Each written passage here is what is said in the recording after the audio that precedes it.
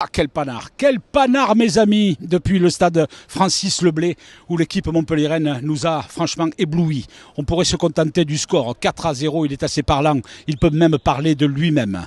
On ne me dira pas quand même que la domination du MHSC aura été totale de la première à la dernière minute, car il aura bien fallu attendre une bonne demi-heure, mais jamais, au grand jamais, la formation d'Olivier Dalloglio n'aura été prise à revers par une équipe brestoise beaucoup trop tendre et surtout très économe de ses efforts. Tant et si bien que nous avons gagné beaucoup de duels, nous avons été sereins, nous avons été solides au bloc jusqu'à la délivrance du temps additionnel de la première mi-temps sur un centre de Savanier et ce coup de tête magistral d'Eli Boilly, l'homme en forme. Il a validé le choix initial d'Olivier Dalloglio qui d'ailleurs ne s'est trompé à aucun moment dans ce match. Il a décidé de faire rentrer Valère Germain en deuxième mi-temps.